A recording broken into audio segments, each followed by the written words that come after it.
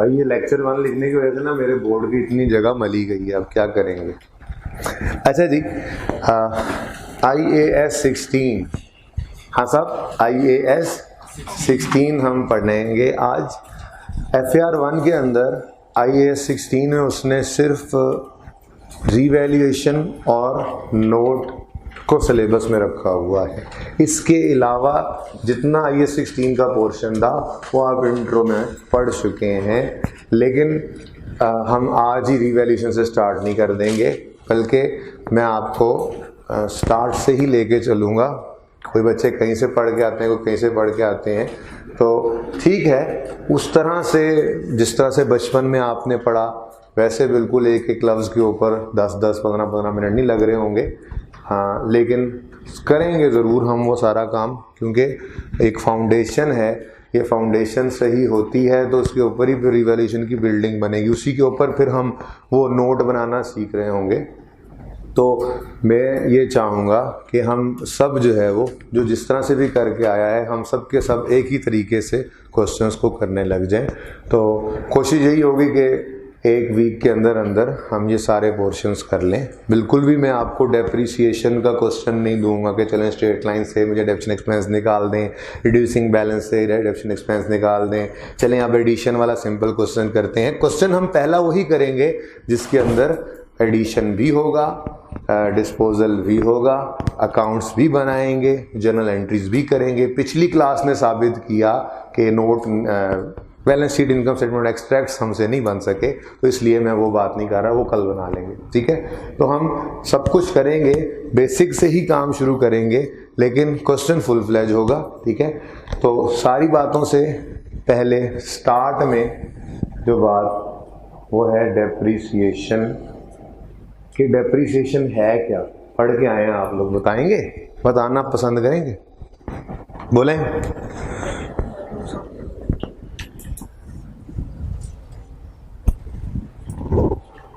डर गए ना। अच्छा भाई एक बात सुन लें, गलत जवाब देने पे बिल्कुल पनिश नहीं करता था मैं। पूछ लें किसी और बच्चे से जिन्होंने पहले पढ़ा हो, आप गलत जवाब देंगे तो मैं सही कर दूंगा अगर वो गलत होगा तो, ठीक है। इसलिए आप लोगों ने आंसर करना है और बोलते रहना है। फैजान आप इस क्लास में भी आ गए हो, चले, ठीक है। आंसर देते रहना है आपने, इससे नहीं डरना है कि आंसर गलत हो जाएगा। कॉन्फिडेंट रहें, कोई मसला नहीं है, गलत करते करते करते करते इंशाल्लाह फिर सही होने लग जाएगा आपका आंसर, ओके। तो मैंने आपसे पूछा डेप्रीसिएशन क्या है, आपने बताना ही गवारा नहीं किया। बोले वो इंट्रो पढ़ के आए ना, हाँ, reduction in the value of fix asset, क्यों, ड्यू टू यूजेज। चले, ये भी बिल्कुल एक बहुत अच्छी ज़बरदस्त डेफिनेशन है भी यही किताबों में ही लिखी होती है, लेकिन थोड़ी सी हम साइंस की बात भी कर लें, अब थोड़ा सा कॉन्सेप्ट भी इसमें देख लें। लेकिन आपने एक दुकान खोली बरगद मार्केट में, नहीं हो रहा था CA, तो उस दुकान में आपने, वो दुकान जो है उसमें 12 महीने तक काम किया, 12 महीने आपने बिजली जलाई, बिजली का बिल भी जमा करवाया, आपने 12 महीने का इलेक्ट्रिसिटी एक्सपेंस नामी एक्सपेंस अपने प्रॉफिट एंड लॉस में चार्ज कर दिया। यही किया था इंट्रो में। आपने जो मुलाजिम रखे हुए थे दुकान पे, उन मुलाजिमों की 12 महीने की तनख्वाह आपने सैलरी एक्सपेंस के नाम से 12 के 12 महीनों की तनख्वाह चार्ज कर दी, ठीक है। लेकिन आपने वो दुकान जिसमें ये कारोबार शुरू किया, आपने वो दुकान 10 लाख रुपए की खरीदी थी।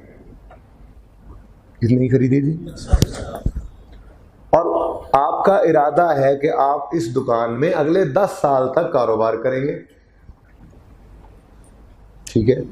अब क्या करें, आपने 10 लाख की दुकान खरीदी, क्या आप ये 10 लाख का 10 लाख भी एक्सपेंस में चार्ज कर दें इसी साल? देखें, इसी साल, याद रखें एसेट भी होता एक्सपेंस ही है, लेकिन मसला ये है कि एसेट एक एक जो खर्चा हमने जो कर दिया है उससे फ़ायदा सिर्फ उसी साल के ऊपर रुका हुआ नहीं होता। आपने जो दुकान खरीदी, अगले 10 साल तक आप उस दुकान में बैठ के सेल्स कर रहे हैं, इनकम्स कमाएंगे, तो अगले 10 साल तक आपको ये वाला एसेट फ़ायदा देने जा रहा है। तो मैचिंग कॉन्सेप्ट कहता है कि ये मुनासिब नहीं है कि आप सारे के सारी कॉस्ट को 10 के 10 लाख की कॉस्ट को आज ही प्रॉफिट एंड लॉस में एज एन एक्सपेंस चार्ज कर दें, बल्कि अगर आपने इस 10 लाख वाली दुकान से फ़ायदा अगले 10 साल के ऊपर लेना है तो फिर आप इसकी कॉस्ट को भी अगले 10 साल पे बांट के एक्सपेंस आउट करें। तो ये जो कॉस्ट को हम एक्सपेंस आउट कर रहे होते हैं किसी सिस्टमैटिक बेसिस के ऊपर, इसको कहते हैं डेप्रिसिएशन। बात समझ आ गई है तो हाथ खड़ा करें, नहीं समझ आई किसी को भी? सुस्तियां खत्म, ठीक है जी, बैच नया शुरू हो गया है। आज तो वो वाला दिन है जब आप इरादा करके आए सारा बैच सब कुछ पढ़ के आया करेंगे, रोज आया करेंगे, छुट्टी नहीं करेंगे, करते हैं ना। इस बैच में तो एक भी छुट्टी नहीं करेंगे, इस बैच में तो रोज का काम रोज करेंगे, कोई टेस्ट मिस नहीं करेंगे। हफ्ता 10 दिन जो कैफियत रहती है, ये उसकी बात कर रहा हूँ। तो अभी तो वो कैफियत है आपके ऊपर, नए नए ताज़ा ताज़ा जज्बात है, तो बोलें तो सही। वो गुलबर्ग कैंपस के पास ना एक स्कूल है गुंग महल, वहाँ दाखिल कराना पड़ेगा अगर बोलेंगे नहीं तो, ठीक है। तो बोलना है, अल्लाह ने ज़ुबान दी है, बोलना है, ठीक है। तो भाई मैंने आपसे कहा कि एसेट की कॉस्ट, फिक्स्ड एसेट जो होते हैं ना बेसिकली, उनसे आने वाला फ़ायदा एक आध महीने का नहीं होता, एक आध साल के अंदर अंदर नहीं होता, बल्कि अगले कई साल तक उनसे फ़ायदा हमें आया करता है। तो जब इस रिसोर्स से, इस एसेट से, फिक्स एसेट से फ़ायदा कई सालों के ऊपर आना है, तो फिर हम उसकी इस कॉस्ट को एक्सपेंस में भी कई सालों के ऊपर डिवाइड करके ही फेंकेंगे। इसको कहते हैं systematic allocation of cost. Systematic allocation है कॉस्ट की एक्सपेंसेस में, जिसको उर्फ़-ए-आम में कहा जाता है डेप्रिसिएशन। और बिल्कुल सही कहा आपने कि जो decrease in value of asset है ड्यू टू यूज। तो भाई 10 साल बाद नहीं है दुकान काबिल इस्तेमाल रहनी, तो 10 साल में उसकी हर साल आहिस्ता आहिस्ता जो वैल्यू डिक्रीज हुई है उसी को हमने एक्सपेंस आउट किया था, उसी को ही डेप्रिसिएशन कहा था, ठीक है। तो डेप्रिसिएशन क्या है? बिल्कुल आपने सही कहा, it is reduction in value of asset due to use. अच्छा जी, अब अगली बात, ये डेप्रिसिएशन जो है, ये आपने मेथड्स पढ़े थे, याद होगा, कुछ याद है? थोड़ा बहुत इंट्रो याद तो है ना, कि छुट्टियों में भूला है सब?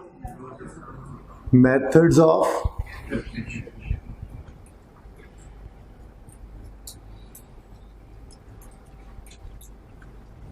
डेप्रिसिएशन।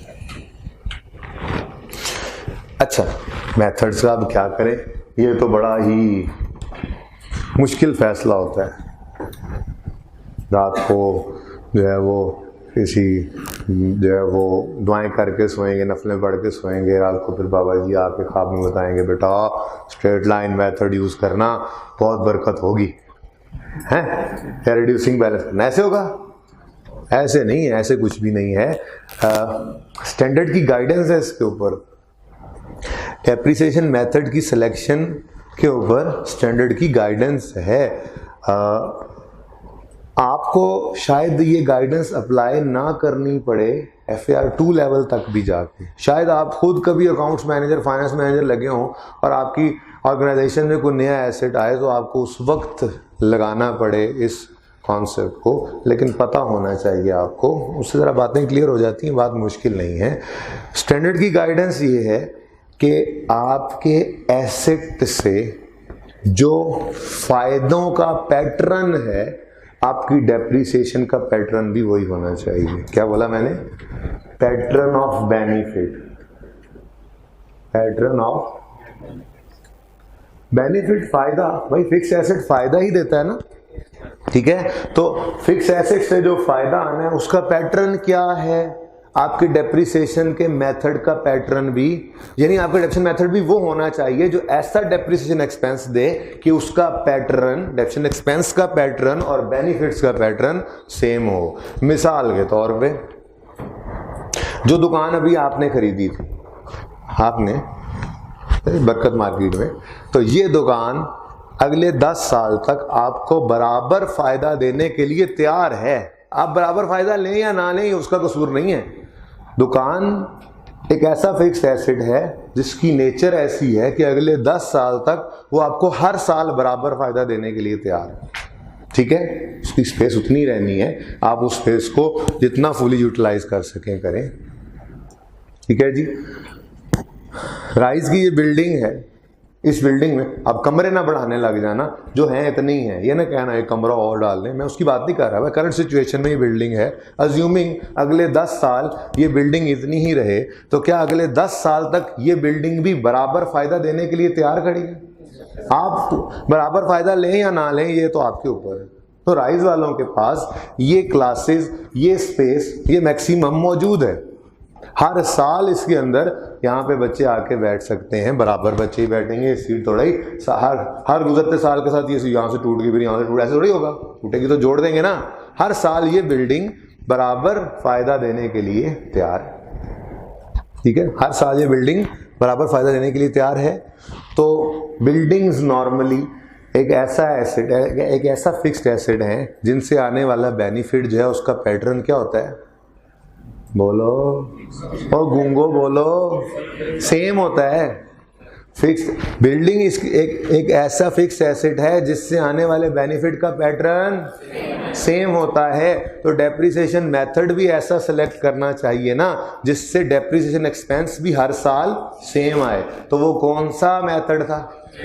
सीधी लकीर मेथड, यानी straight line method.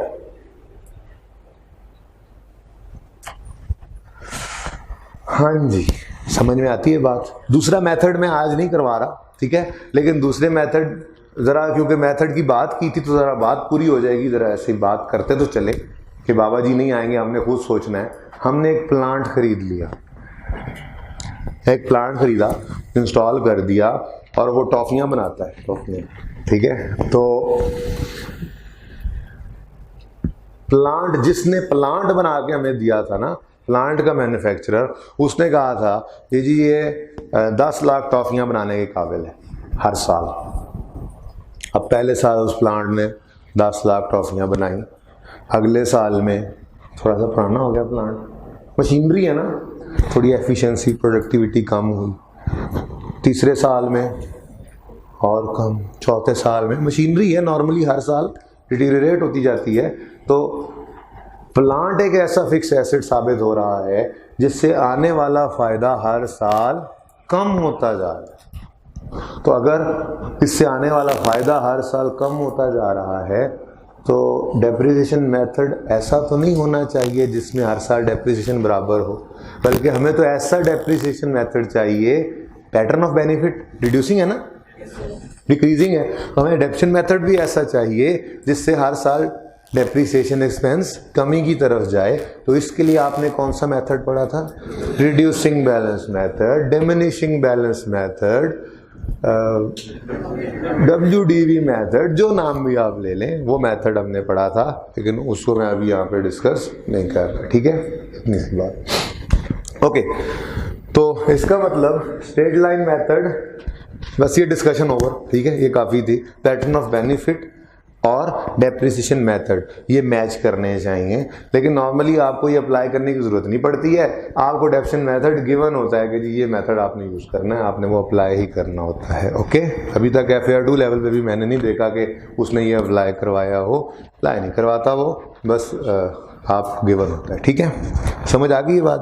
Depreciation method कैसे सिलेक्ट किया करते हैं। चलें, अब स्ट्रेट लाइन मेथड जो आपने इंट्रो में पढ़ा, इस बात से परेशान नहीं, मैं बार बार कहूँगा ना, जो आपने इंट्रो में पढ़ा, उसका मतलब ये नहीं होगा कि मैं वो वाली बात बताऊँगा नहीं, बताऊँगा ज़रूर, लेकिन आपको सिर्फ थोड़ा सा याद दिला रहा होता हूँ कि भाई होश करो, पढ़ के आयो और ये हाल है।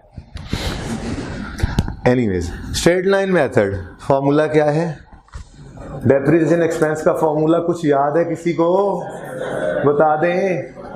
Cost minus residual value over useful life. अच्छा, कॉस्ट क्या होती है?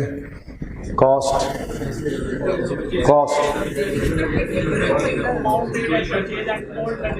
हाँ, मुश्किल वाली अंग्रेजी तो कुछ ऐसी ही है। नहीं, सही बात है, डेफिनेशन तो डेफिनेशन होती है ना, लेकिन अगर आसान बात करें तो जितने का एसेट खरीदा, कॉस्ट। ओके, रेजिडुअल वैल्यू, हाँ, वैल्यू एट द, किसने बोला वैल्यू एट द एंड? हाँ, वो वाली वैल्यू जो एंड पे है या होगी। तो फिर आपकी बात सबसे अच्छी बात होगी ना कि जो अंदाजा है लाइफ के स्टार्ट में, क्या बोल रहे थे आप जी? एस्टीमेट कब लगाया जाता है? एसेट की लाइफ के स्टार्ट में खड़े होके हम अंदाजा लगाते हैं कि ये एसेट अपनी यूजफुल लाइफ के एंड पे कितने का बिकेगा। Residual value. यूजफुल लाइफ क्या है? यही कि हमने इस एसेट को कितने अरसे तक इस्तेमाल करना है। हमने इस एसेट को कितने अरसे तक इस्तेमाल। चले इस फॉर्मूला का थोड़ा सा पोस्टमार्टम करते हैं। मुझे बताएं पहले तो, डेप्रिसिएशन एग्जैक्ट फिगर है या एस्टीमेट है? जाने दो यार, एग्जैक्ट फिगर ऐसे मिसाल के तौर पे मेरा एसेट 1 लाख रुपए, इंसान बन के बैठना है कि जितनी प्यार मोहब्बत है मेरी तरफ से ही होगी, मजाक भी मेरी तरफ से ही होगा। बाकी इस तरह के बंदों को मैं 1 आध दिन 2 दिन में बताया नहीं यार, आप लोग समझ जाएंगे इंशाल्लाह। ओके भाई, ये जो मजाक है, आप लोगों को क्लास को लाइटर मोड पे लेके चलना है, ये मेरी तरफ से रहे तो बेटर है, ठीक है? आपकी तरफ से आएगा तो ये स्टेज ड्रामा ज़्यादा क्लास कम हो जाएगी। मैं बिल्कुल भी नहीं बनाया करता अपनी क्लास को स्टेज ड्रामा, और मैं बिल्कुल माजरत कर लेता हूँ, क्लास से बाहर निकाल देता हूँ, फीस रिफंड करवा दिया करता हूँ, ठीक है? तो इंसान बन के बैठना है, हंसाऊँगा भी सही, खिलाऊँगा भी सही, पर ये काम मुझ पे छोड़ देना है, ठीक है? आप लोगों की तरफ से ऐसा कोई भी कंट्रीब्यूशन मुझे नहीं चाहिए। ओके, ठीक है? सही है? yes, समझ आई है बात? yes, कितने बच्चों को समझ आ गई ये बात? हाथ खड़ा करें। जिनको नहीं समझ आई वो खुद खड़े हो जाएंगे। ब्लैक शर्ट को खड़ा करना, हाथ खड़ा किया हुआ था, ऐसे हाथ खड़ा नहीं किया हुआ था, तुम्हें समझ नहीं आई बात? जी, पुराने स्टूडेंट ऐसे ही होते हैं। ओके, चलें जी, वापस आए पढ़ाई की तरफ।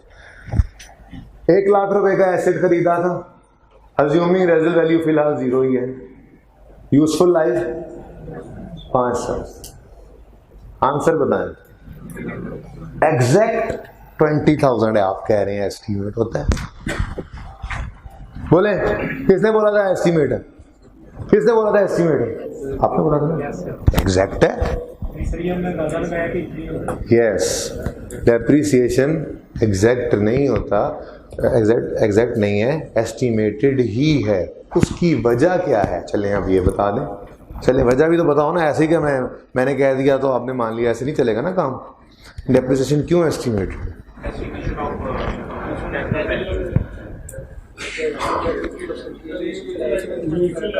जी बिल्कुल, असल मसला पता है क्या है?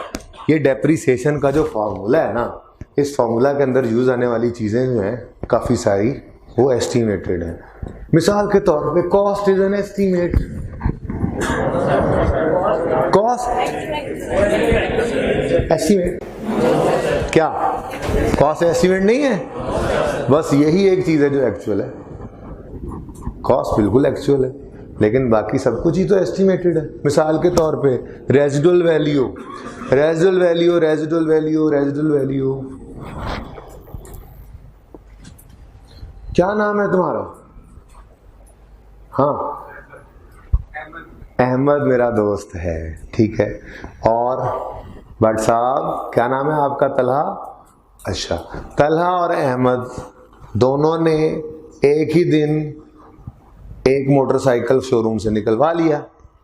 70 हज़ार का जो आता है। पिछली क्लास में मैंने पूछा CD70 कितने का आता, उन्होंने मुझे बताया 70 हज़ार का, ठीक है। तो इन दोनों ने CD70 जाके ले लिया, तलहा ने और अहमद ने 70 हज़ार रुपये का, एक जैसा, एक ही कलर। एक ही दिन एक ही शोरूम से जाके लिया, ठीक है। नंबर भी बस एक का फ़र्क था, जब नंबर लगे ना इकट्ठे जाके फाइल जमा करवाई इन्होंने। तो अब इन्होंने अंदाज़ा लगाना शुरू किया, इन्होंने बैठ के अंदाज़ा लगाया कि हम 5 साल इन मोटरसाइकिल्स को यूज़ करेंगे, इन बाइक्स को, और 5 साल बाद हम इनको क्या करेंगे, बेच देंगे। भाई मैं बैठ रहा हूँ, बेच देंगे, ठीक है जी। और 5वें साल के एंड पे हमें 45,000 मिल जाएगा इनको, ठीक है, ठीक है जी। ये क्या है इनका एस्टीमेट, क्या है, किस चीज़ का एस्टीमेट है, रेजिडुअल वैल्यू का। अब एस्टीमेट कैसे है, प्रूफ करते हैं। तलहा है सुबह सुबह उठ के वो कपड़ा उठा के जाता है, जाके बाइक पे पोंछा लगाता है, बेहतरीन करके चमकाता है उस बाइक को, ठीक है। और हर महीने में जाके मैकेनिक के पास वो बाइक भी ले जाता है और ले जाकर उस बाइक को ट्यूनिंग करवाता है, ऑयल चेंज करवाता है, और ऐसे नई नकोर बाइक रही। जबकि अहमद जो है वो, उसने तो आज जब से लिया है कभी सर्विस नहीं करवाई, और जब मोटरसाइकिल रुकने लग जाता है, रुक रुक के चलता है, तो मैकेनिक के पास जाता है, और बुरी हालत की हुई है इसने मोटरसाइकिल की। अब ये तकरीबन 2 साल का अरसा गुजर गया, दूसरे साल के एंड पे खड़े हैं। अब तलहा अपने बाइक को देखता है और देख के खुश होता है और कहता है, 3 साल बाद तुमसे मुझे 45,000 मिलेंगे, गुड। ऐसे हाथ ही फेरता उसके ऊपर। अहमद बाइक को देखता है तो देख के कहता है,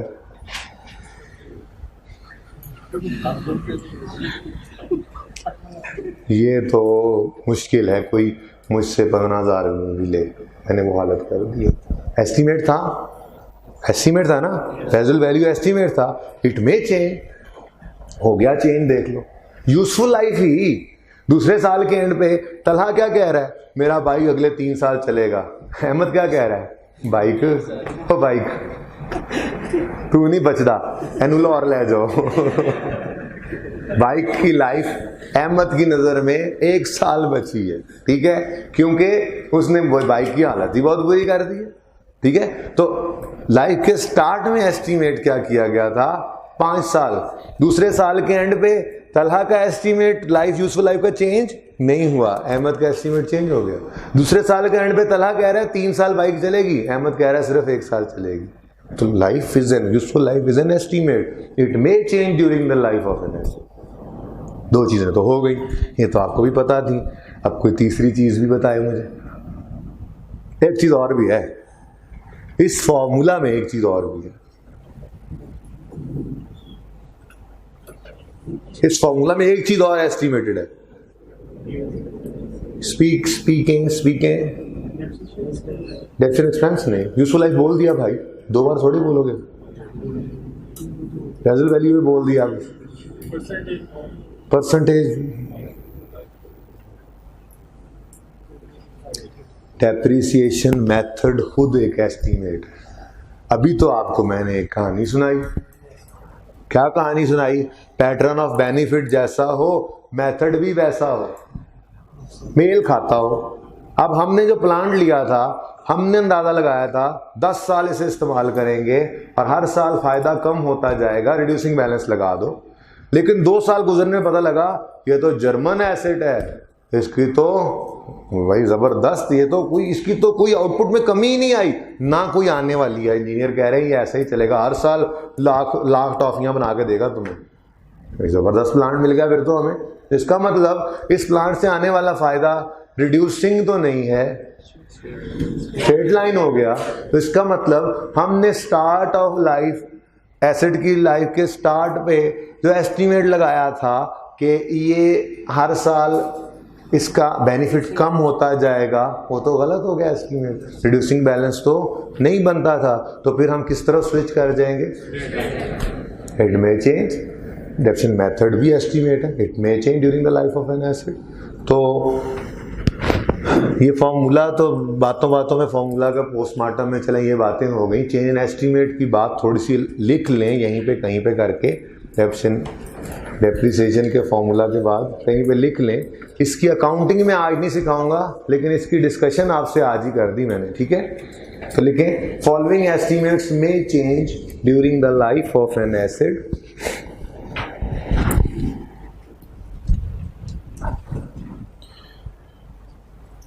following estimates may change, following समझते हैं ना, during the life of an acid. Number 1, हाँ जी बोले, सामने तो लिखा हुआ residual value. Number 2 useful life. Number 3 depreciation method.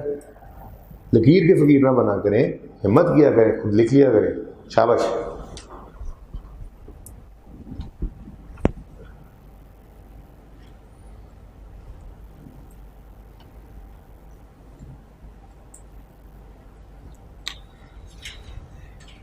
जी ये तीनों चीजें एस्टीमेट्स हैं, मानते हैं. और लिख लिया सबने तो बूथियां ऊपर करें. ये तीनों एस्टीमेट्स हैं, मानते हैं, चेंज भी हो सकते हैं, मानते हैं. बस इतना याद रखना है कि एस्टीमेट्स हैं और चेंज हो सकते हैं. जब चेंज हो जाए तो उसकी अकाउंटिंग क्या करनी है, ये 2-4 दिन में देखते हैं. किसी वक्त में इसकी डिस्कशन करेंगे. चेंज इन एस्टीमेट जो आपने किया होगा इंशाल्लाह रिवाइज करेंगे इसको भी. ठीक है, तो अभी इसकी डिस्कशन यहीं पे ही ख़त्म करते हैं. तो बस फार्मूला पे बात करते करते ये बात हो गई तो इससे फ़ायदा हो गया. अब जिस दिन चेंज इन एस्टीमेट करेंगे उस दिन सिर्फ क्वेश्चन लिख के उसकी अकाउंटिंग सीख लेंगे. ये इतनी लंबी डिस्कशन हमें नहीं करनी पड़ेगी. चलें जी वापस आते हैं डेप्रिसिएशन के ऊपर. तो डेप्रिसिएशन एक्सपेंस का फॉर्मूला क्या है स्ट्रेट लाइन मेथड में? Cost minus residual value over useful life. ठीक है जी. अच्छा जी, एक चीज और जो यहाँ पे कर लेनी चाहिए जिसकी बात, वो है यूजफुल लाइफ.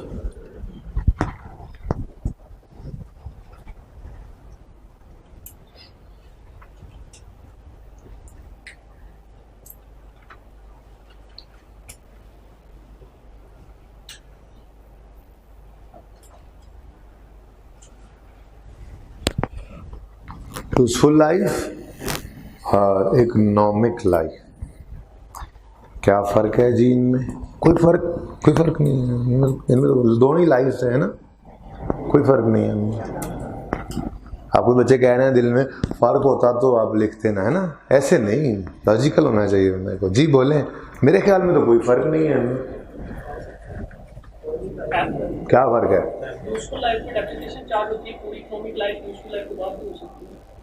हाँ ठीक है. और यूजफुल लाइफ होती क्या है ये बताया आप. देखें ये बड़ी सादा सी मिसाल से समझते हैं. सादा सी मिसाल ये है कि चलो शुक्र है पहली क्लास आपसे पहले हो जाती है, मिसालें तो बना सोच लेते.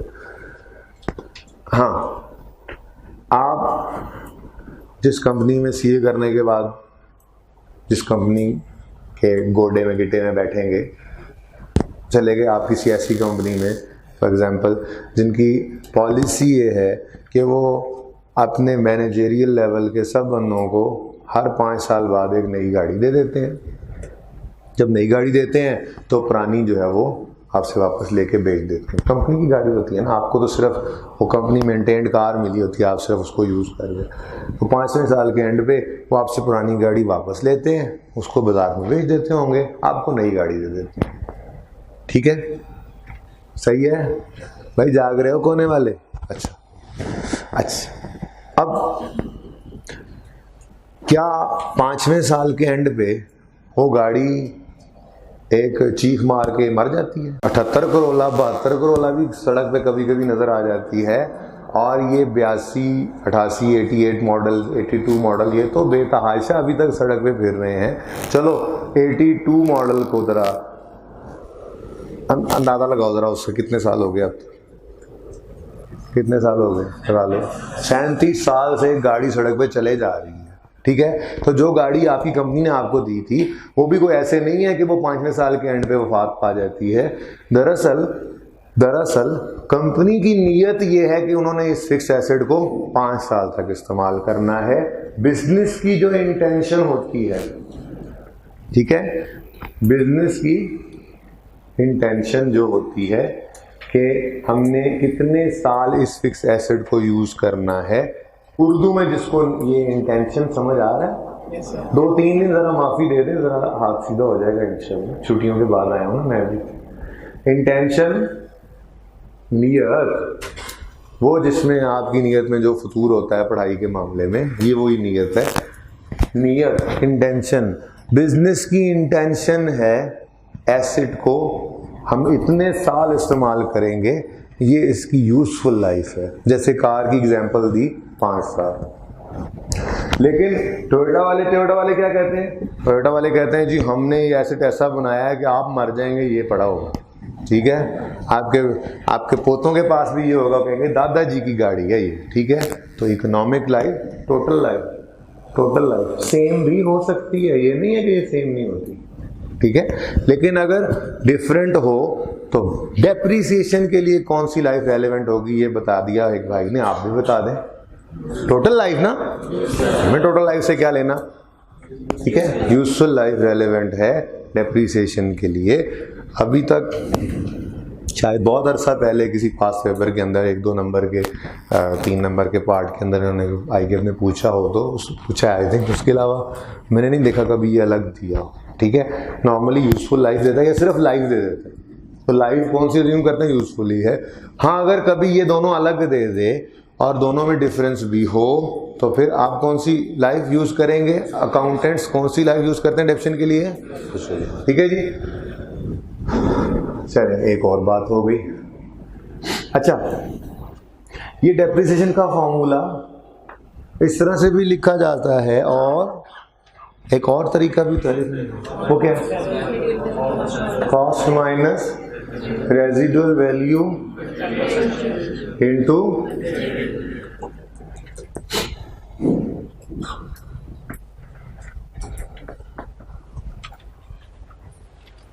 जरा कैलकुलेटर निकाल लें, अगर खुदा ना खास्ता है आज आपके पास, निकाल लें कैलकुलेटर।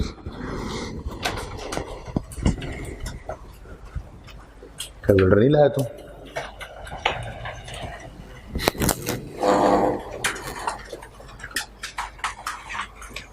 ये क्लास कितने बजे खत्म होनी है? ये कुछ दिन मुझे बताते रहना क्लास खत्म होने का, ठीक है ना। सही वाला टाइम बताना। 12 बजे खत्म होगी, 12:15 पे। तुमने सही वाला टाइम नहीं बताया मुझे, तुम्हें खुद ही पता था।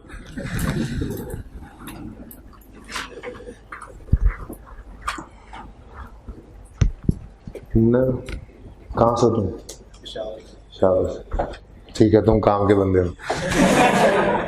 तुमने कल एक तलवार लेके आनी है, वो हमने यहाँ पे लटकानी है, ठीक है। और जो बच्चा ऐसा गलत जवाब देगा ना, बस उसको दिखा के डराना है, डराना है, ठीक है। ओके, वापस आए। Cost minus into rate, calculator निकालें और लिखें 1/5 इंटू 100 भी कर ही लें, 20%। 100,000 माइनस 0 इंटू 20%, आंसर वाह जी वाह, आंसर तो सेम है। ये क्या किया मैंने अभी? ये कैलकुलेटर पे क्या किया हमने? नहीं, वो तो पता है वो क्या किया, ठीक है, 1/, यूजफुल लाइफ किया, लेकिन वो क्या था? हाँ, यूजफुल लाइफ को कन्वर्ट किया रेट में। यूजफुल लाइफ को conversion of useful life into rate.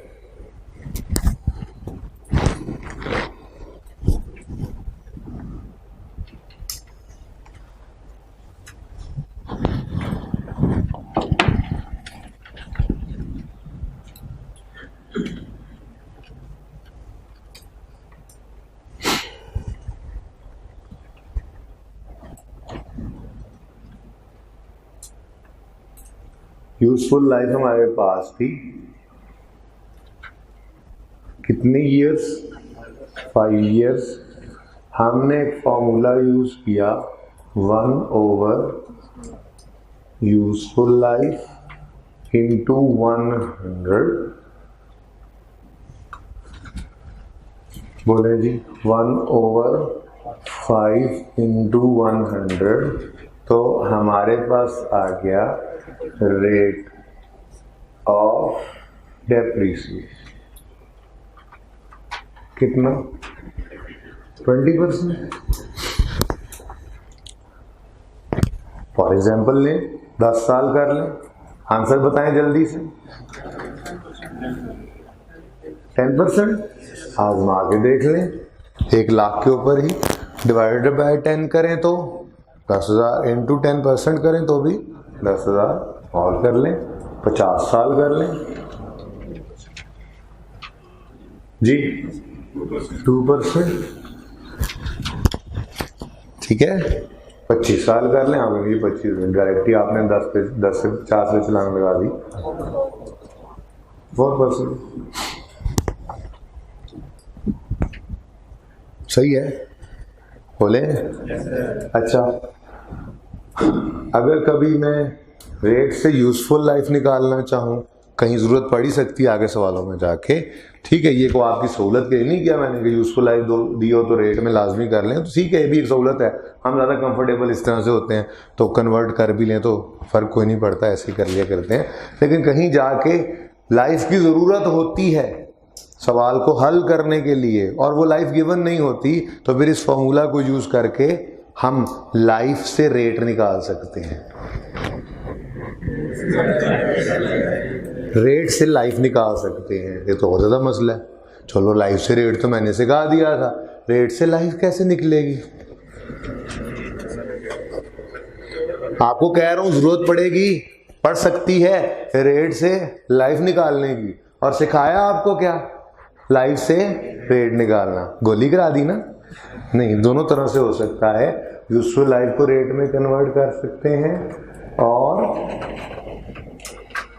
बस ऐसे ही लिख लेते हैं, रेट को भी यूजफुल लाइफ में कन्वर्ट किया जा सकता है। फॉर्मूला क्या होगा इधर देखें, 1 over rate, 1 over rate fractions में लिखेंगे और 100 से मल्टीप्लाई नहीं करना क्योंकि हमें तो ईयर्स में यूजफुल लाइफ चाहिए। तो 1 over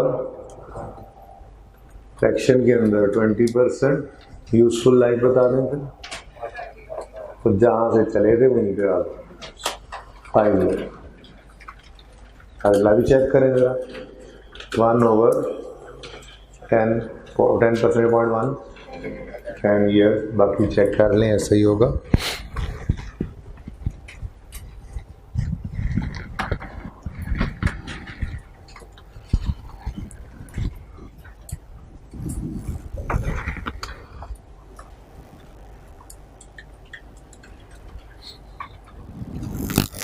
अच्छा, एक छोटी सी बात फिर नोट कर लीजिएगा, लाल वाली बात है, ज़रा अहम बात है।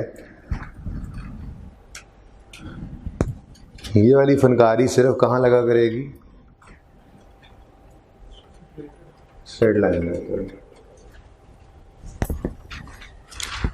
रिड्यूसिंग बैलेंस में ये सहूलत नहीं होगी कि रेट गिवन है तो उससे लाइफ निकाल लोगे, लाइफ गिवन है तो रेट निकाल लोगे। याद हो अगर, रिड्यूसिंग बैलेंस में रेट कैलकुलेट करने का एक फॉर्मूला हुआ करता था, 1 - nth रूट S/C, याद आया? तो वहाँ पे वो फॉर्मूला लगा करता है, वहाँ ये सहूलत नहीं होगी। ये सहूलत तो स्ट्रेट लाइन में है, हर साल जो बराबर डेप्रिसिएशन आनी है, ठीक है, तो इसलिए उसी लाइफ को यूज़ करके रेट निकाल लेते हैं या रेट को यूज़ करके लाइफ की तरफ चले जाया करते हैं। ओके, ये काम सिर्फ कहाँ पे करोगे? स्ट्रेट लाइन में। तो याद रहेगा।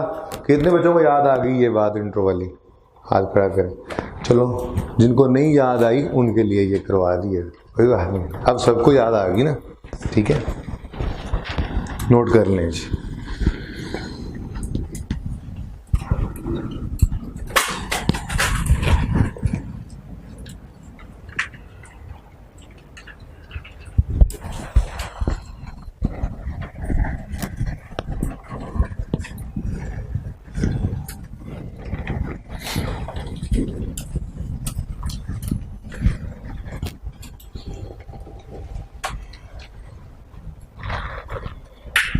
balances following balances are appearing as on 1st January 2018.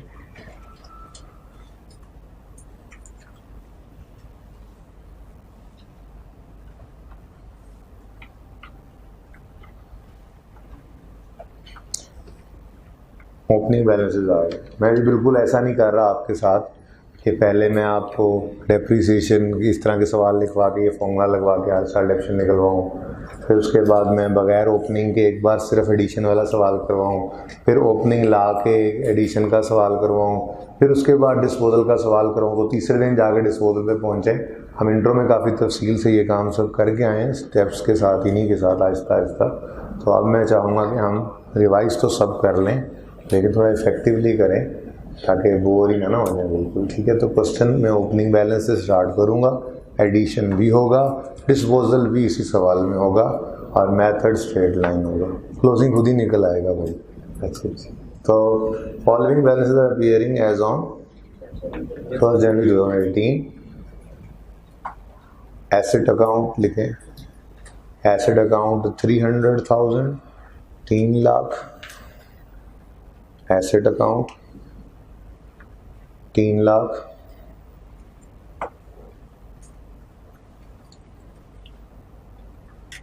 भाई सवाल का डाटा लिखना है, डायरेक्ट सवाल नहीं करना, सवाल का डाटा लिखना है। ठीक है, asset account 3 lakh, accumulated depreciation account 1,20,000, 120,000।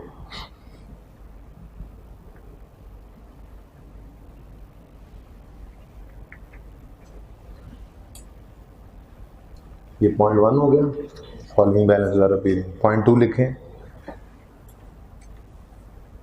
following additions took place, following additions took place during the year ended 31 दिसंबर 18।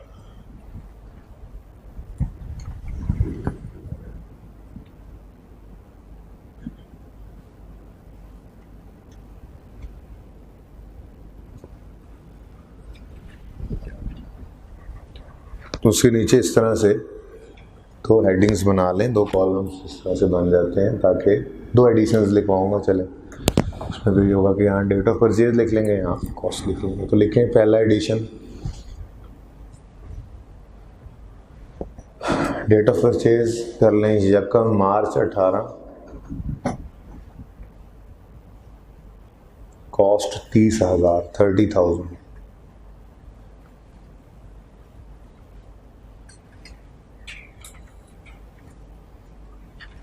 उसके बाद लिखें जी सेकंड एडिशन 1 जून 18,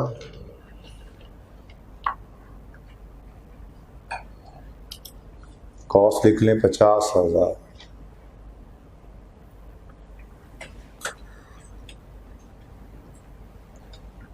दो पॉइंट्स हो गए, पहले में ओपनिंग था, दूसरे में एडिशन। तीसरा पॉइंट लिखें,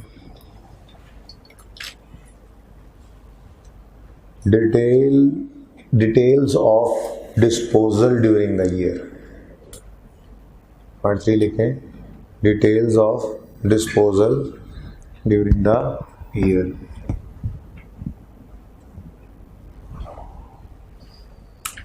हाँ जी, एसेट जब डिस्पोज होता है, डिस्पोज होने वाले एसेट के बारे में हम क्या कुछ बता सकते हैं? कॉस्ट कितने का खरीदा था, नहीं, डेट ऑफ परचेज कब खरीदा था, बिल्कुल वो तो कैलकुलेट करना पड़ता है हमें। ठीक है, कॉस्ट कितने का खरीदा था और डेट ऑफ परचेज कब खरीदा था। ठीक है, और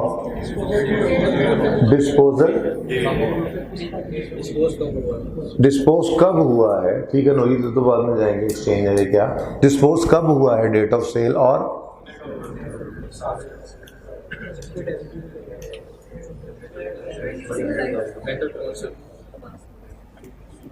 छोटी बातें हैं। मैं तो मेन 4 बातें, अकाउंटेंट्स वाली तो बातें ही नहीं पूछ रहा, मैं तो एक मैंगो मैन वाली बातें पूछ रहा हूँ। एक आम आदमी अगर अपना एसिड बेचे तो वो क्या क्या बता सकता है अपने एसिड के बारे में?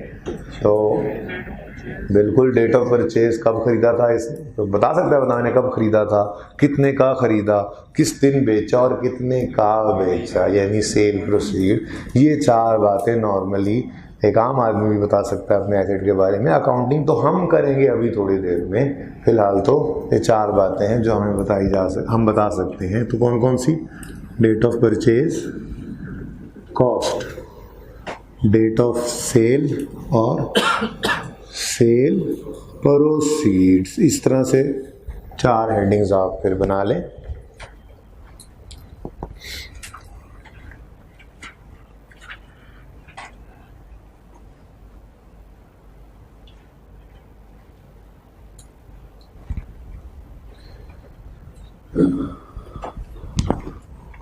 जी लिखें 1 October 15।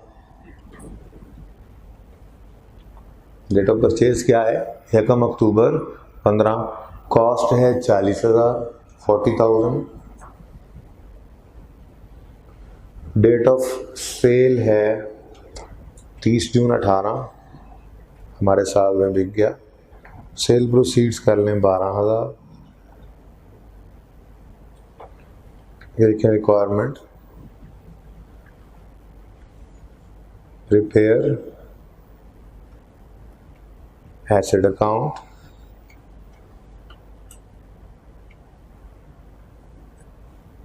prepare asset account, accumulated depreciation account,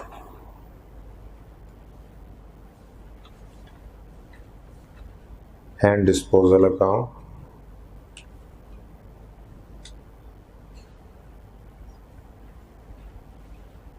For the year ended 31 December 18, for the year ended 31 December 18,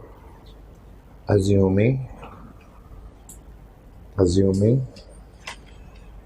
method is straight line. Assuming method is straight line and rate is 10%.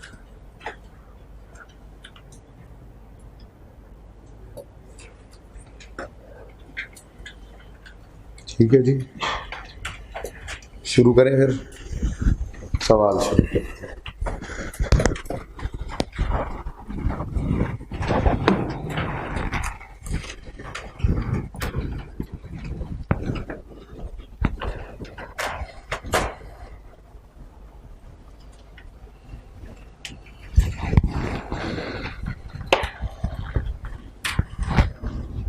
क्या पढ़ लिया जी अभी तक हमने?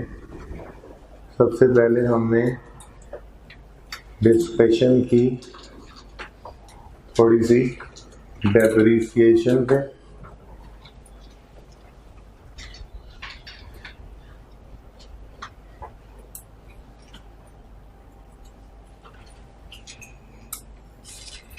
On depreciation and its methods. ऐसे ही है जी।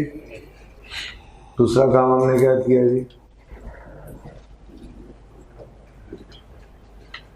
Discussion of change in estimate. इसकी हम अकाउंटिंग बाद में पढ़ेंगे। तीसरी बात हमने की useful life versus economic life. पता तो है ना हमें क्लास के एंड पे कि हमने क्या कुछ पढ़ा। चौथी बात हमने क्या की? बोले conversion of useful life into rate and vice versa under straight line method. और पांचवी बात हमने क्वेश्चन लिखा है क्लास एग्जाम्पल, क्लास असाइनमेंट कह लें इसको।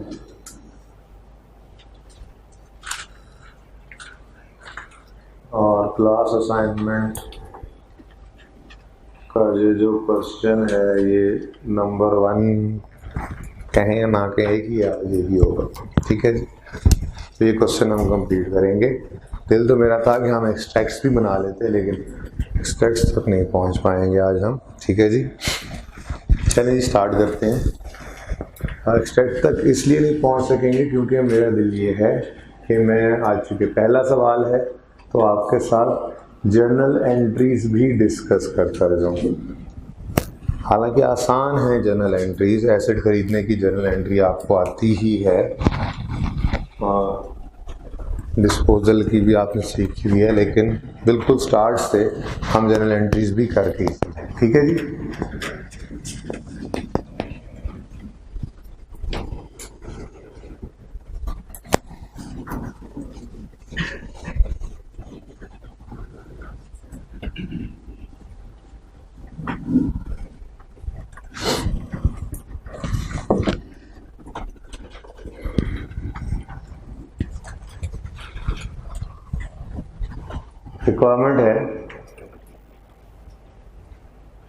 रिक्वायरमेंट है बोले हैं। अच्छा वैसे क्या वजह क्या है, क्यों चुप हैं आप लोग, क्या दुख है, क्या टेंशन है, बोलते क्यों नहीं आप लोग? पहला दिन है तो पहले दिन क्या होता है? मेरा पहला दिन है, मैं चुप कर खड़ा हो जाता हूँ। मैं पूछेंगे सर क्यों नहीं पढ़ा रहे, पहला दिन है, मैं कैसे बोल सकता हूँ? फिर वैसे फजूल भी नहीं बोलना, ये तुम्हारी बात से मुझे ये लगा कि तुम कह रहे हो कि कल से मैं बोलना शुरू कर देना। बैठे मेरे हाथ के नीचे हो जी। एसेट अकाउंट और एक्डेप अकाउंट। हाँ आप नहीं लिखना एक्डेप, असल में ना मेरा पेपर पास हो गया ना FR1 में, इसलिए मैं तो लिख सकता हूँ। अच्छा आसान बात कर देता हूँ ये, अगर पर्चे में रिक्वायरमेंट हो एसेट अकाउंट और एक्यूमुलेटेड डेप्रिसिएशन अकाउंट बनाओ तो फिर ये इस तरह से एब्रीविएशन यूज़ ना किया करो। और अगर आप वर्किंग में चल रहे हो तो इसको D भी लिख दो, तो आपको कोई पूछने वाला नहीं है। वर्किंग के तो आप बादशाह हैं, ठीक है। रिक्वायरमेंट अगर उसने ये मांग लिया, नाम पूरा लिखना है, ना रिक्वायरमेंट मांगे वर्किंग हो तो कोई ज़रूरत नहीं है पूरे नाम लिखने की, नो इशू, फिर आप रिलैक्स चल सकते हैं, ओके। अच्छा जी, सबसे पहला काम क्या करेंगे? अब रिक्वायरमेंट आपके सामने है, सबसे पहला काम क्या है? सबसे पहले ओपनिंग बैलेंसेस। तो सबसे पहले तो अच्छा जर्नल एंट्रीज हम इधर कर लेते हैं, ठीक है। ज़रा नुकरे लगा देते हैं, जर्नल एंट्रीज नुकरे लगा देते हैं, समझे नहीं समझे? Journal entries for the year ended 31 दिसंबर 18 ही है ना। ले चले जी, ओपनिंग की एंट्री बताएं मुझे, बताएं ओपनिंग की क्या एंट्री होती है? क्या एंट्री होती है? ओपनिंग की कोई एंट्री नहीं होती, वो सिर्फ उस लेजर के अंदर हम ओपनिंग बैलेंस के तौर पे लिख लेते हैं। क्लोजिंग की भी कोई एंट्री नहीं होती, वो बैलेंसिंग फिगर उठा के ट्रायल में ले जाते हैं। तो ओपनिंग बैलेंसेस की कोई एंट्री नहीं करनी, बस उनको उठा के लेजर्स में लिख देते हैं। जैसे एसेट अकाउंट को ओपनिंग कितना आ रहा है? 3 लाख। अच्छा जी, 3 लाख आ रहा है एसेट अकाउंट का ओपनिंग बैलेंस। एसेट अकाउंट में क्रेडिट साइड पे लिखेंगे, डेबिट साइड पे। याद आ रहा है कि याद ही है ये? सर आप मजाक कर रहे हैं, ऐसी बातें हमसे पूछ रहे हैं ना, ये सोच रहे हैं भाई ये दरवाजे का ना कुछ करवा लो आज। अभी मेरी यहाँ पे 3री क्लास है और 3री क्लास में ही ऐसे ही हो, तो किसी को कहना है आप तो नहीं करना, ठीक है ना। कल हुआ तो तुम्हारी खैर नहीं है, ये बता।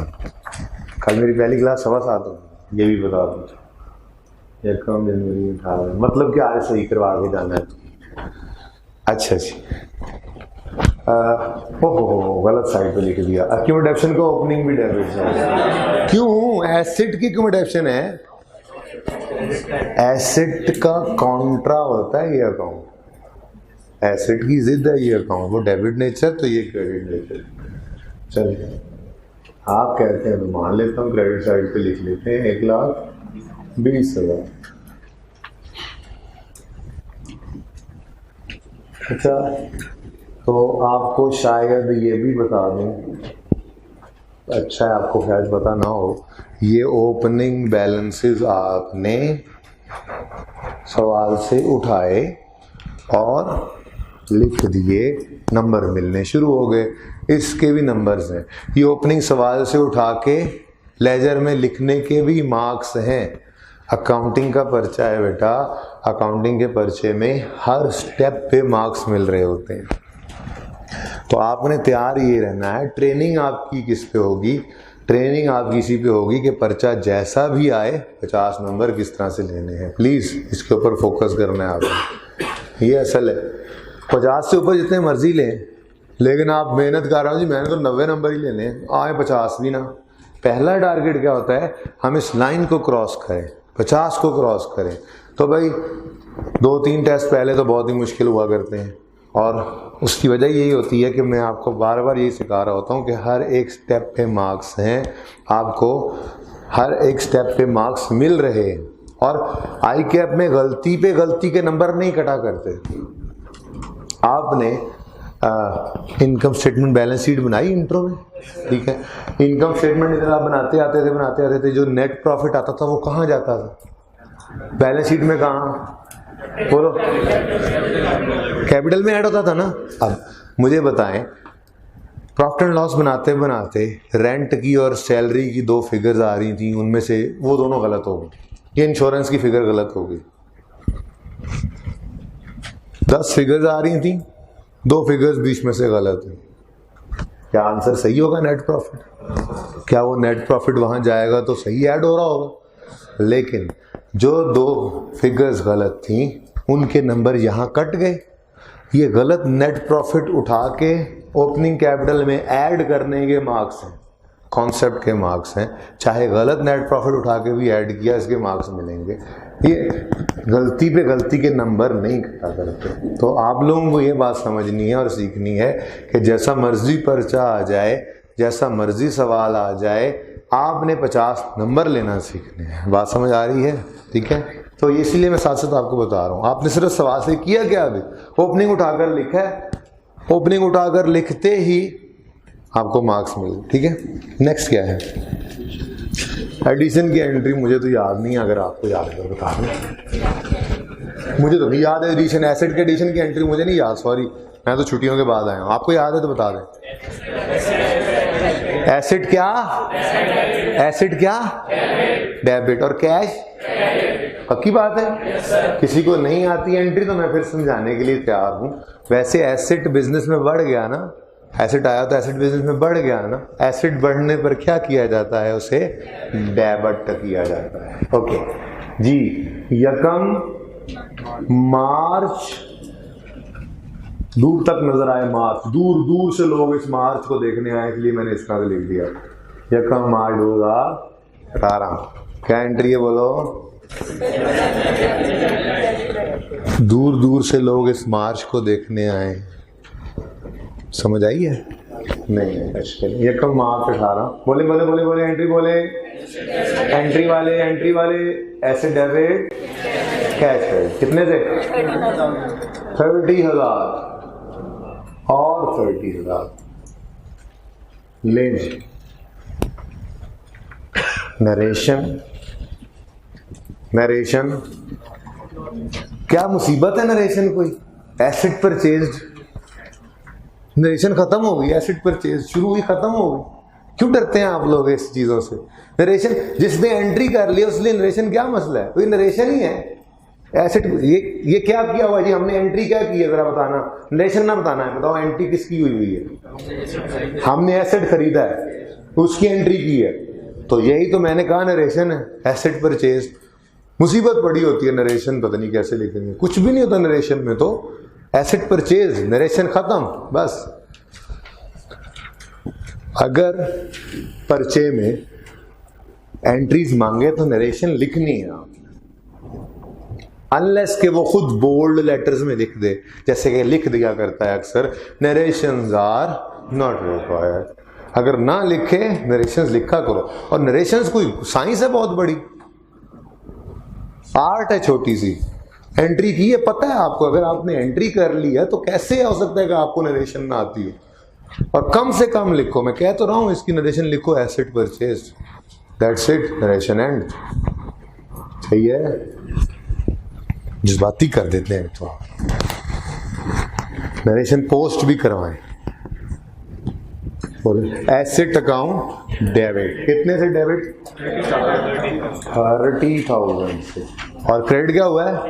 अब कैश का अकाउंट ना बनाने बैठ जाना, रिक्वायर्ड नहीं है, बस दिमाग में एंट्री करो, कैश क्रेडिट। तो यहाँ बस लिखना होता है हमने कैश। किस दिन?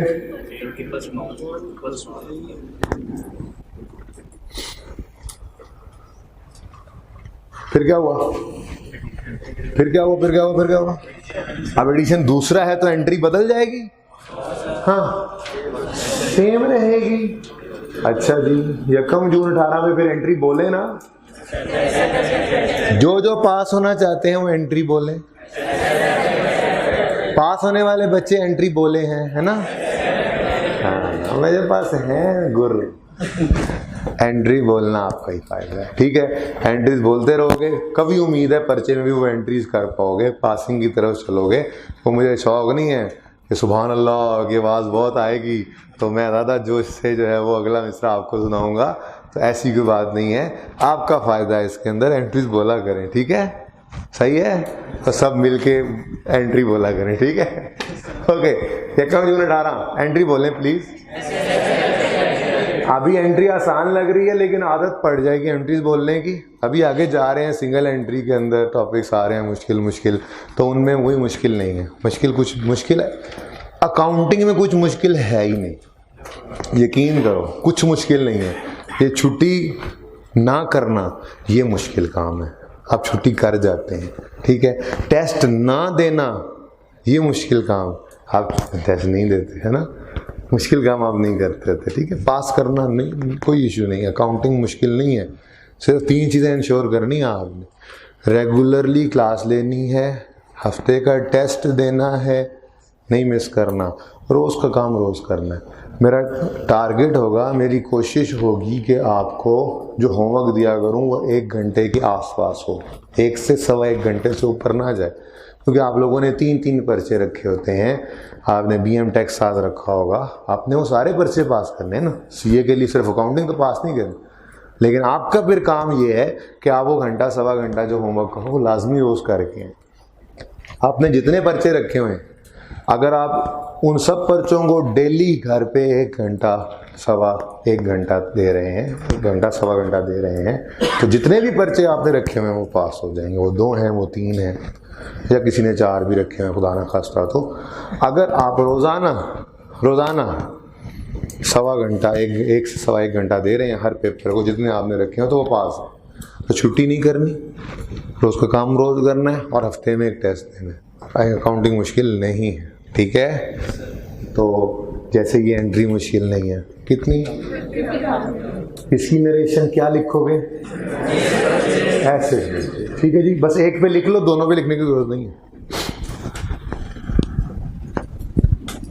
जी। यकम जून 2018 बोले।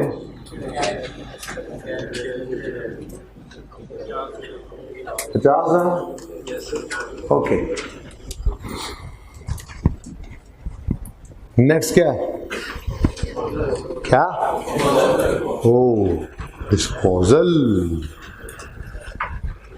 हेडिंग बना लें, स्टेप्स फॉर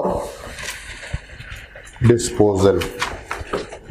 जर्नल एंट्री पास करने के लिए डिस्पोजल के स्टेप्स लिखवा रहा हूं, स्टेप्स फॉर डिस्पोजल।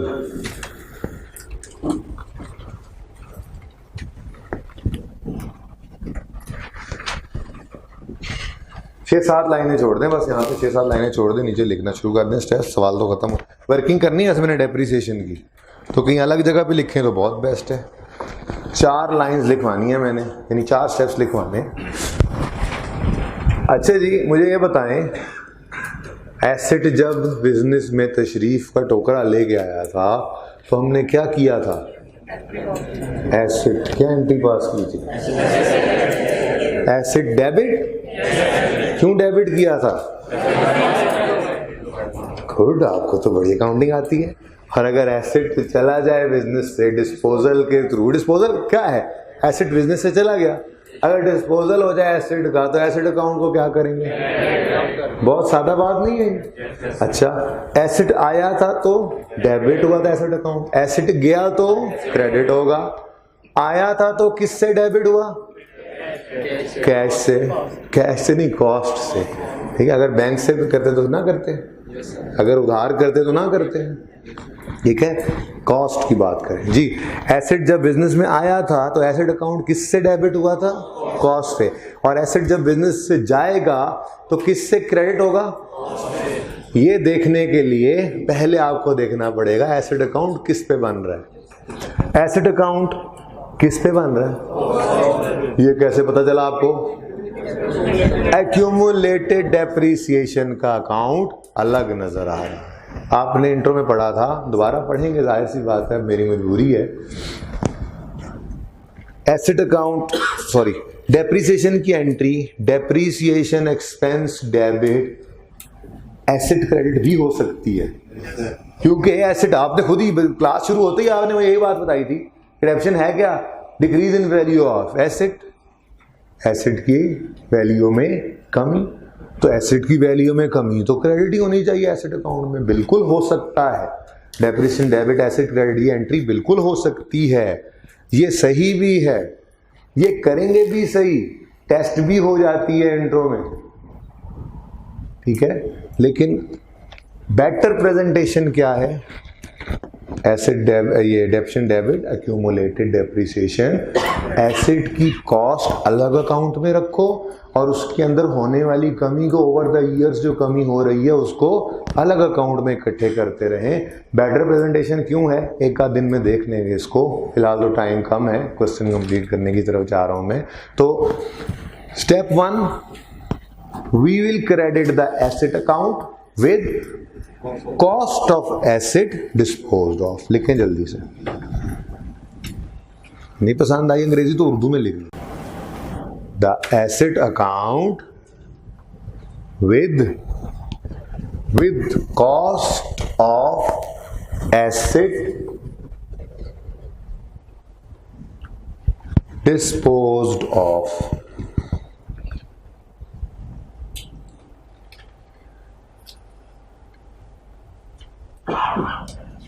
देखिए जी, स्टेप लिखते जाएंगे, साथ साथ ना उन स्टेप्स को एंट्री की फॉर्म में लिख के पोस्टिंग भी करते जाएंगे, पूरी बात ही जायज हो जाए ना तरतीब से ही। तो स्टेप 1 क्या लिखा? We will credit the asset account with cost of asset disposed of. जरा बताएं कितनी कॉस्ट है, उसको क्या करना है, कहां से क्रेडिट करना है? एसेट अकाउंट से। लें जी, एसेट अकाउंट से क्रेडिट कर दिया, कितना? लें जी, ये स्टेप 1 है हमारा। मैं स्टेप्स को इस तरह नंबरिंग कर देता हूँ। Step 1, we will credit the asset account with cost of asset disposed of. अच्छा, यानी एसेट आया था तो एसेट अकाउंट डेबिट हुआ था, एसेट गया तो एसेट अकाउंट क्रेडिट। आया भी कॉस्ट पे था, निकाला भी कॉस्ट पे, क्योंकि इसमें पड़ी ही क्या है? कॉस्ट। ये कैसे पता चला? डेप्रिसिएशन अलग नजर आ रहा है। क्लियर? अच्छा, अब अगर एसेट जाता रहा तो उसकी डेप्रिसिएशन को भी भेज देना चाहिए। अच्छा, जब एसेट आया था उस पर डेप्रिसिएशन चार्ज की थी, जब एसेट आया था और उस पर डेप्रिसिएशन चार्ज की थी तो एंट्री क्या की थी? Depreciation expense debit accumulated depreciation. अब ये हर साल होता रहा होगा, 15 में भी 2-3 महीने के लिए हुआ होगा, 16 भी, 17 भी, अब 18 में आके ये जा रहा है। तो जब जब इस एसेट के ऊपर डेप्रिसिएशन चार्ज होती रही थी, वो एक्यूमुलेटेड डेप्रिसिएशन अकाउंट में क्या होती रही थी? Credit credit credit credit credit. इसकी नेचर क्रेडिट है ना। अब हमने इस एसेट की सारी जिंदगी की डेप्रिसिएशन यहां से निकालनी है। तो क्या करना पड़ेगा? डेबिट। क्या करना पड़ेगा? बोलो। एक्यूमुलेटेड डेप्रिसिएशन अकाउंट में अगर कोई चीज फेंकनी हो तो क्या करते हैं? हा गलत सुना ही नहीं आप लोगों ने। एक्यूमुलेटेड डेप्रिसिएशन अकाउंट में अगर कोई चीज फेंकनी हो तो क्रेडिट, और अगर कुछ निकालना हो वहां से तो डेबिट। नेचर डिफरेंट है ना, सवाल तो सुना करें। ओके, तो लिखें स्टेप 2। स्टेप 2 लिखें, we will debit, we will debit, we will debit accumulated depreciation account with, किससे डेबिट करना है जी? मरहूम की accumulated depreciation, मरहूम एसेट की तारीख पैदाइश, डेट ऑफ सेल से लेके तारीख वफात, डेट ऑफ परचेज से लेके डेट ऑफ सेल तक की सारी डेप्रिसिएशन को हम क्या कर देंगे? एक्यूमुलेटेड डेप्रिसिएशन अकाउंट में से डेबिट कर देंगे, यानी निकाल देंगे। ओके, तो we will debit the accumulated depreciation account with the accumulated depreciation of disposal, with the accumulated depreciation of disposal from date of purchase till date of sale, from DOP till DOS, short कर लिया करें। हा, ये तो calculate करना पड़ेगा, ये तो रेडीमेड फिगर नहीं है आज हमारे पास। क्या ख्याल है? वर्किंग वन करना पड़ेगी। अच्छा जी, अब बात ऐसे है कि 5-6 मिनट मैंने लेने हैं क्लास के मज़ीद, तो नहीं होमवर्क नहीं करके आना, ये करवाने दें। अब जो चीज़ें ज़रा तेज़ी में होंगी भी सही, ये हमेशा के लिए याद रख लें। जो चीज़ क्लास के एंड पे मैं चाह रहा हूँ कि यार फ़लाँ जगह तक पहुँच जाएं बच्चे, तो शायद कुछ 2-4 बातें तेज़ी में हो जाया करेंगी, तो वो अगले दिन आते ही, वैसे कोशिश तो होगी कि ऐसा ना हो, लेकिन एंड पे एक आध बात 2 बातें ऐसी हो ही जाती हैं जो पीछे तफसील से पढ़ाते वो ज़रा, वो फिर अगले दिन आते ही पहले उसके ऊपर हम टाइम लगाया करते हैं, फिर ही आगे चलते हैं। ठीक है, क्योंकि हमें कोई जल्दी नहीं है, संडेज अब नहीं है। ओके, तो एक्यूमुलेटेड डेप्रिसिएशन निकालते हैं।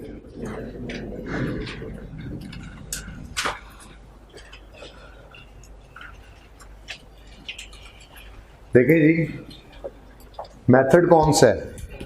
स्ट्रेट लाइन मेथड कौन सा है? अगर स्ट्रेट लाइन मेथड है तो इसका मतलब हर साल डेप्रिसिएशन ने बराबर होना होता है।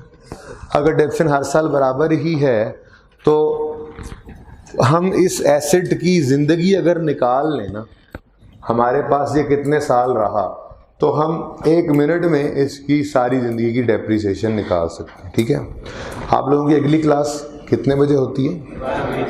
12:20। चलें, ये भी 12:20 तक छोड़नी भी पड़ेगी क्लास की है, तो फिर आप गलत क्लास में बैठे हैं ना। मेरी क्लास तो 12:15 तक है। अच्छा, मुझे टाइम बता रहे हो?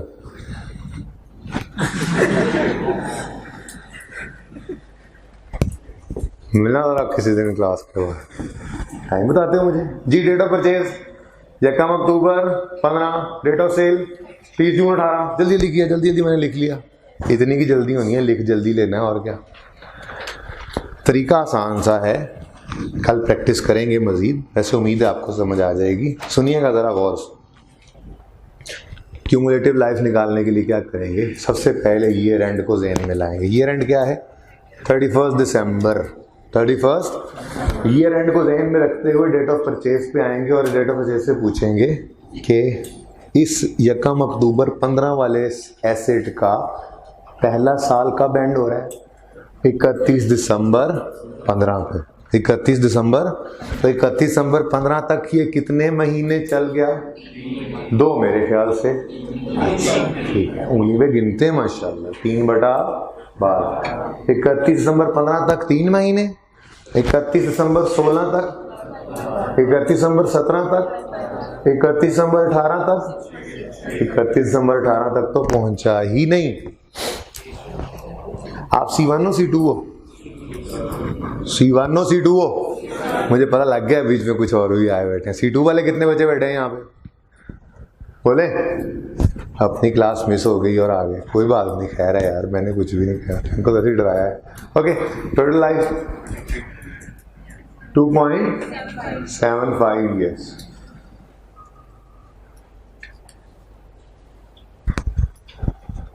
ठीक है, लेकिन हमें क्या चाहिए? ये 12-20 पे क्लास किसकी है वैसे? इजाज साहब की शुरू होनी है, और तो कोई क्लास नहीं ना? गुड, यहीं पे ही है ना क्लास? रूम 4, ठीक है, कोई बात। Okay, next accumulated depreciation. ठीक है, अगर 1 साल की डेप्रिसिएशन निकल आए, लाइफ से मल्टीप्लाई कर दें तो वो सारी जिंदगी डेप्रिसिएशन आ जाएगी। लेकिन life of 1 year into total life past, life of 1 year कैसे निकलेगी? कॉस्ट रेजुअल वैल्यू तो है नहीं, छोड़ो बस उसको दफा। रेट कॉस्ट क्यों?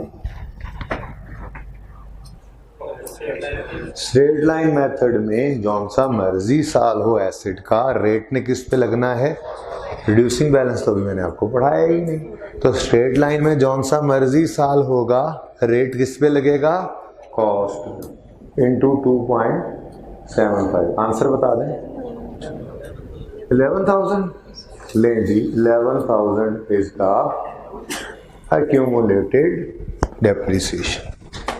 तो स्टेप 2 क्या था? हाँ जी, किसकी समझ नहीं? बाकी सबको समझ आई है?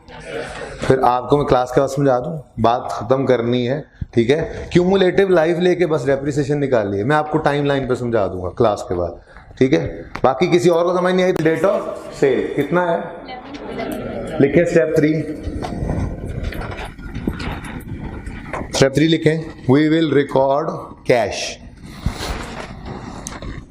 स्टेप 3 लिखें, वी विल रिकॉर्ड कैश।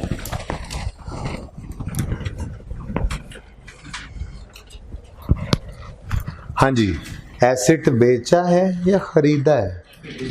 बेचा है। एसेट बेचा है तो कैश जाएगा, कैश आएगा तो क्रेडिट। श्योर? तो स्टेप 3 क्या है? We will record cash. Asset बेचा है तो कैश आया है, कैश आया तो cash debit. Cash account debit कितने से? 12,000 से। ओके,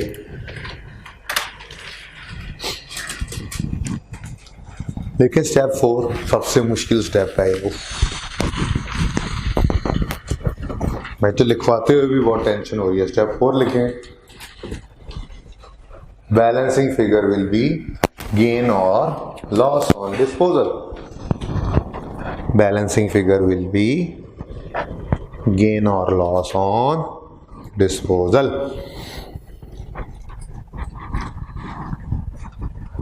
मुश्किल स्टेप था ना? देखें जी, बैलेंसिंग फिगर किस तरफ डालनी पड़ेगी एंट्री को बैलेंस करने के लिए? देखें, डेबिट साइड पे कितनी?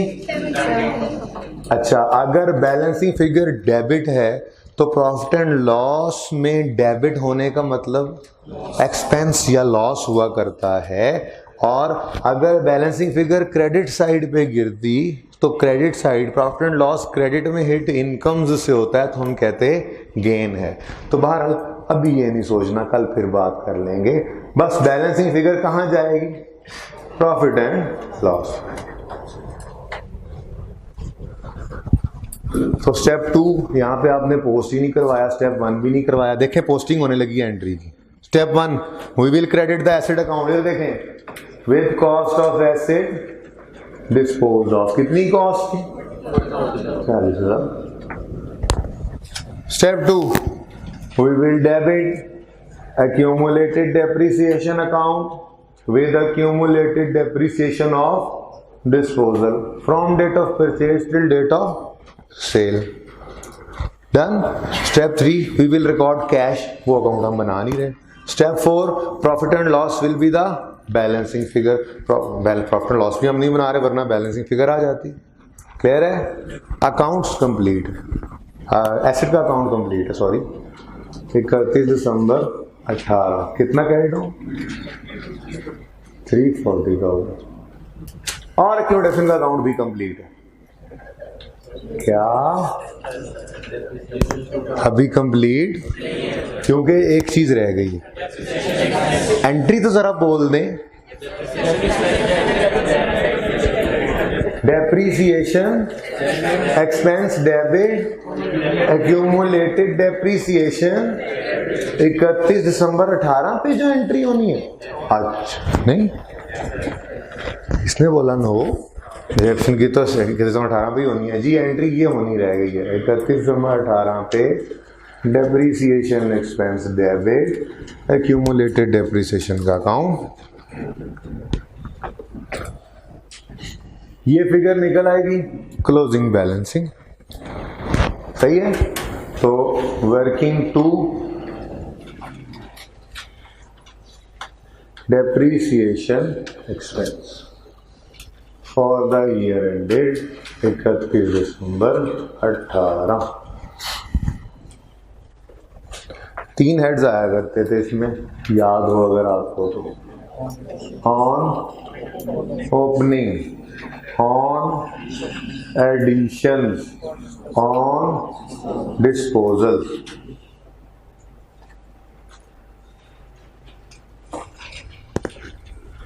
ठीक है. पहले addition disposal, very simple. Addition देख लें, इजी है, कंप्लीट घर पे कीजिएगा प्लीज जी. 30,000 का एसेट खरीदा, रेट भाई रिड्यूसिंग बैलेंस नहीं है, लेकिन कॉस्ट में से रेजिडुअल वैल्यू माइनस करने की जरूरत नहीं है नहीं, गिवन नहीं जी. 3,000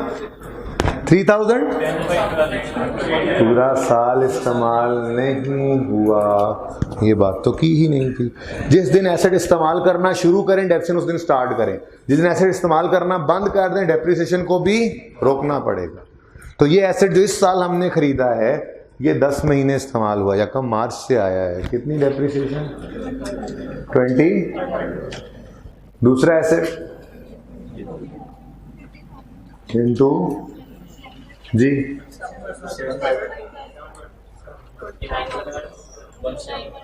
2917. डिस्पोजल वाले एसेट की कॉस्ट क्या है? लेकिन ये तो चला गया ना, इसको तो डेप्रिशिएट ही नहीं करना. 6 महीने तो रहा हमारे पास, 6 महीने तो रहा इंटू 6 बाय कितना?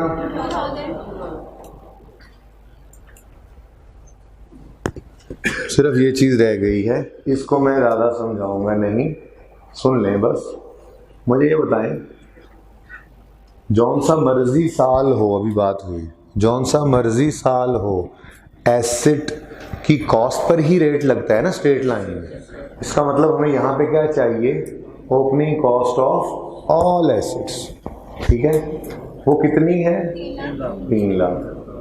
लेकिन गौर करें, डिस्पोजल की डिडक्शन अलग से चार्ज किया इस साल हमने, क्योंकि ये पूरा साल इस्तेमाल नहीं हुआ. यहाँ पे ऑन ओपनिंग पे एक स्टार लगा लें. कल आते ही मुझे याद करवाइएगा, मैंने ये जुमला आपको लिखवाना है जो सिर्फ बोल रहा हूँ, अभी नहीं लिखना. वो क्या है कि यहाँ पर हम सिर्फ वो एसेट्स लेते हैं जो साल के पहले दिन से साल के आखिरी दिन तक हमारे पास मौजूद रहें. ये कल लिखवाऊंगा, याद करवाना. ओके जी. तो जो 40,000 वाला एसेट है ये पूरा साल हमारे पास रहा ही नहीं, इसको यहाँ पड़ा रहने दिया तो पूरे साल की डेप्रिसिएशन चार्ज हो जाएगी. निकालो इसको यहाँ से, अलग लागे 6 महीने डेप्रिशिएट. ठीक है. तो ऑन ओपनिंग एक्सक्लूडिंग डिस्पोजल, अगर इंट्रो को रिवाइज करवाऊं तो opening cost of all assets minus opening cost of disposal, यूं कह लें, इनटू रेट. जी कितना है रेट? 26 टोटल 417। ऐसी फिगर आ जाए तो कहते हैं शायद सवाल गलत हो गया। नहीं, ऐसा कुछ नहीं होता। 33,417 debit capital expense credit accumulated depreciation 33,417। कल इस जैसा एक और सवाल करेंगे, शायद 2 और सवाल करेंगे। जब तक मेरी तसल्ली नहीं होगी हम आगे नहीं जाएंगे। आपकी तसल्ली तो एक दिन में भी हो जाती होती है, मुझे पता है, लेकिन अपनी बात करें। हाँ जी, क्या किसको? बेटा जी क्रेडिट साइड पे एक्सपेंस लिखा है, ये बैलेंसिंग फिगर लिखी है। कहाँ से आया क्वेश्चन? अच्छा अच्छा अच्छा अच्छा, ओ अच्छा अच्छा, ये कह रहे थे आप? कहाँ गलत लिखा हो? और यार अब तो रिकॉर्डिंग भी हो जाती है, तो सबूत भी है। ठीक है जी, यही क्वेश्चन होमवर्क में तसल्ली से करें। कल इस जैसे 1-2 क्वेश्चंस और करेंगे, फिर रिड्यूसिंग बैलेंस की तरफ मूव करेंगे। ओके, अल्लाह हाफिज़।